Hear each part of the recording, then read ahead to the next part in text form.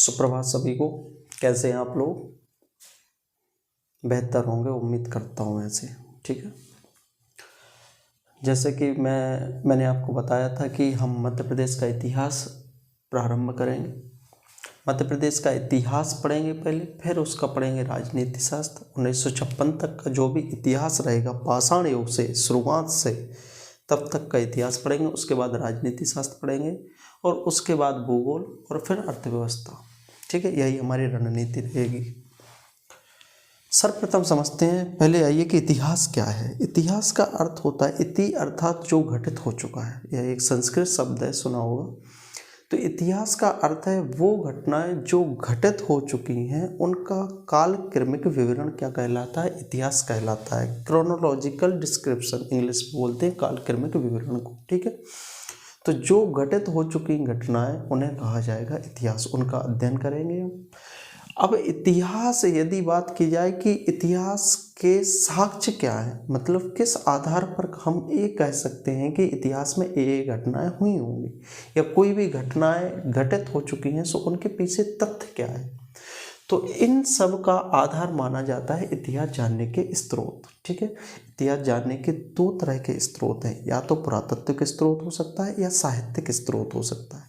पुरातत्विक का अर्थ होता है कि जो हमें उत्खनन से प्राप्त साक्ष्य होते हैं, ऐतिहासिक स्थल है कोई भी, उनका यदि उत्खनन किया जाए तो वहाँ से जो साक्ष्य प्राप्त होते हैं उन्हें बोला जाएगा पुरातत्विक स्रोत। ठीक है, जैसे खुदाई से हमें क्या इमारतें, पुरानी भवन या उस समय की मोहरें प्राप्त होती हैं, कोई भी अभिलेख शिलालेख प्राप्त होता है, या फिर मूर्तियाँ, मृदभांड वगैरह, मिट्टी के बर्तन, इन सब को बोला जाता है पुरातत्व के स्रोत, जिनके आधार पर हम इस बात का निर्धारण कर सकते हैं कि उस समय का इतिहास ऐसा रहा होगा। ठीक है, इसी आधार पर इतिहास जानने का दूसरा जो आधार है वो है साहित्यिक स्रोत। साहित्य का अर्थ होता है कि उस समय के कोई भी लिखित साक्ष्य जो भी हमें प्राप्त है। जैसे ये जो साहित्यिक स्रोत हैं वो दो तरह के होते हैं, एक होगा ब्राह्मण साहित्य, एक होगा लौकिक साहित्य। ब्राह्मण का मतलब होता है अलौकिक, मतलब ईश्वरीय उपासना से संबंधित है, जैसे रामायण, महाभारत, वेद, उपनिषद, इन सब के बारे में यदि कोई भी ग्रंथ लिखा गया है तो वो साहित्यिक स्रोत के अंतर्गत ब्राह्मण साहित्य में आएगा, जिसके आधार पर हम उस समय के इतिहास का निर्धारण करेंगे।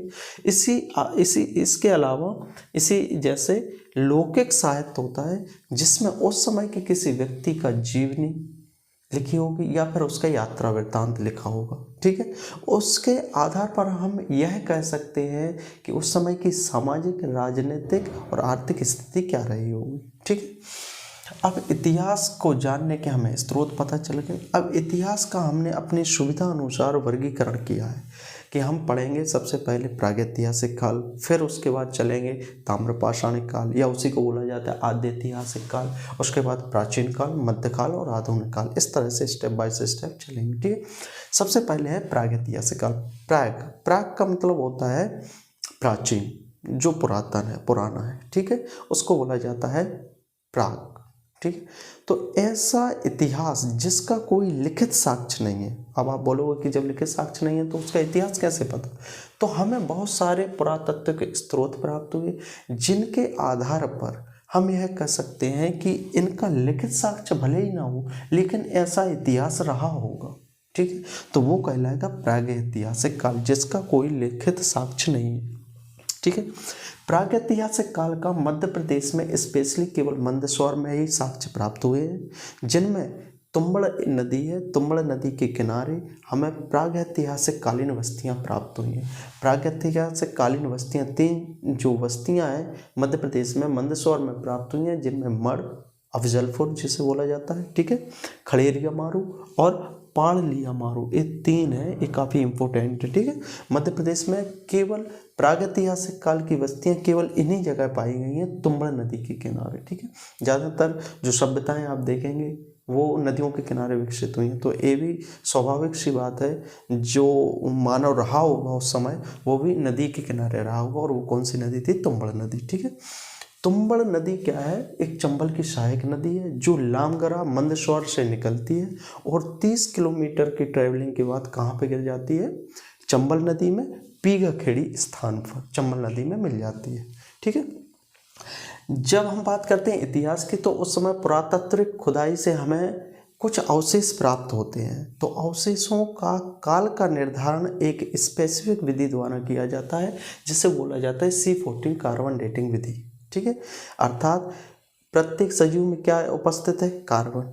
ठीक है, C14 क्या है? एक कार्बन का आइसोटोप है, radio active isotope. C14 carbon का एक रेडियोधर्मी आइसोटोप से समस्थानिक है, जिसकी मात्रा में समय के अनुसार आई कमी को मापा जाता है, और उस मात्रा में आई कमी के आधार पर उसके समय का निर्धारण किया जाता है।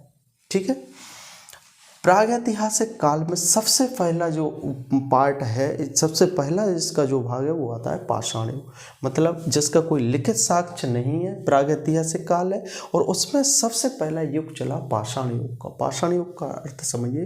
पाषाण युग का अर्थ है, पाषाण अर्थात होता है पत्थर। एक ऐसा युग जिसमें जो आदिमानव था वो केवल एक ही चीज़ का उपयोग करता था, वो था पत्थर। पत्थर का प्रमुखता औजार के रूप में उपयोग करता था, वो भी आखेट के लिए।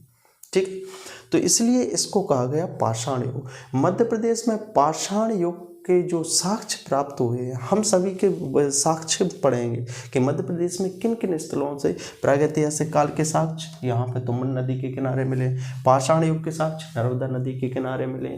अधिकांश जो पाषाण युग के साक्ष्य हमें प्राप्त हुए हैं वो नर्मदा नदी के तट पर प्राप्त हुए। ये क्वेश्चन आ चुका है पहले। ठीक, पाषाण युग को हमने 3 भागों में डिवाइड किया गया है, 3 भागों में वर्गीकृत किया गया है।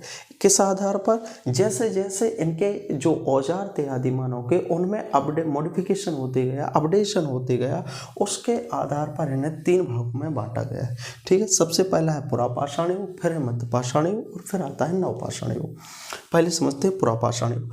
अज्ञात काल से लेकर 9000 BC तक ये कहलाता है पुरापाषाण युग। सबसे पहले BC और AD समझिए, आप सुनिए।